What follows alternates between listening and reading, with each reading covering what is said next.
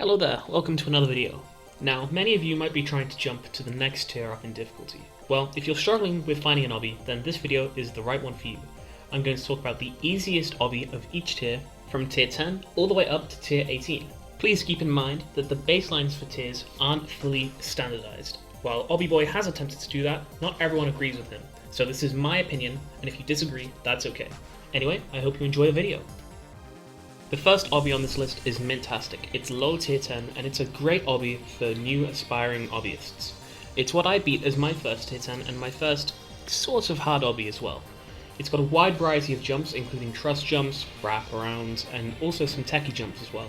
It's a great introduction to more difficult and complicated jumps, and I'd highly recommend it if you're starting obbies, especially if you've done a few easier obbies first. However, it's also on the shorter side, which makes beating it a bit easier as you don't have to maintain a high level of skill for a long period of time. Ethereal is a low tier 11 obby made by Vipsum. It's a very common choice for tier 11s, many people do these, so it's a safe bet if you want to beat your first tier 11. The gameplay is very easy to learn and very easy to do consistently. Many people actually consider this tier 10, but I think it fits as low tier 11. I'd recommend practicing this before putting runs in though, because a lot of the jumps are kind of strat based, so you'll want to work out ways for doing them before doing attempts, or you may get frustrated at the obby. Saojengi is one of the lesser known obbies on this list. It's a long stage obby by Aeroanites, themed around climbing a mountain. The reason I've put this as a good first tier 12 is, to start off, it's considered tier 12, which I have absolutely no idea how, because a lot of the gameplay is extremely easy and it's also extremely forgiving due to the nature of it being a stage obby. You can't lose all your progress on this unless you leave the obby. A practice run of this obby should be more than enough to set you up for beating it, and you should be able to first try it if you have the skill level. Just make sure to practice the obby before attempting it so you don't struggle too much, and good luck.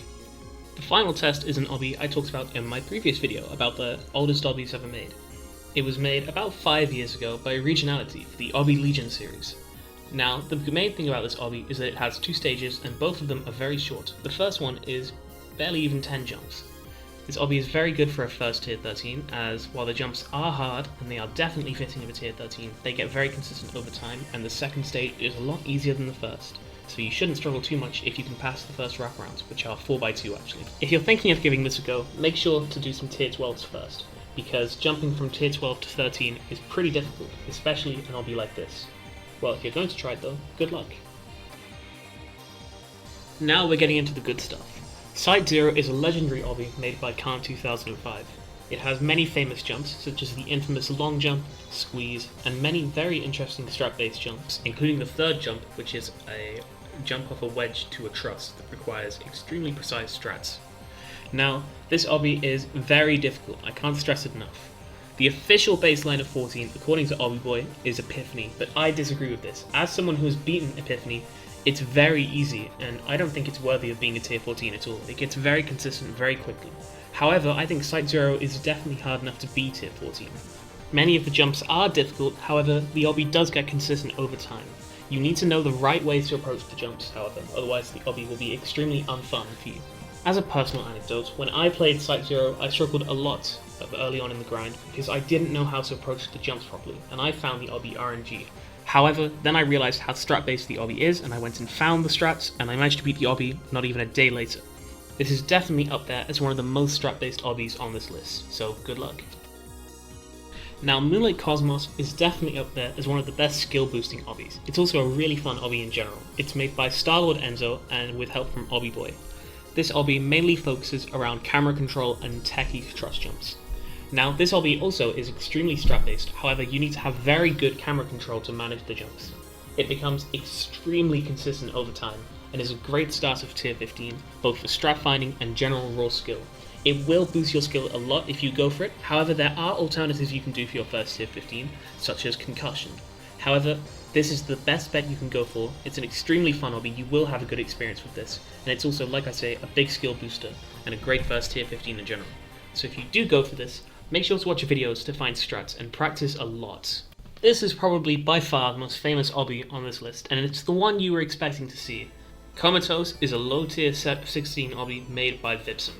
It is one of the most famous obbies ever made, mainly because it's great for bridging the gap between tier 15 and 16. It relies heavily on wraps and cam control while not being linear. This is the obby that basically everyone does as their first tier 16, and it's been beaten so much that some people even genuinely consider it high 15. It's been stratted and played that much.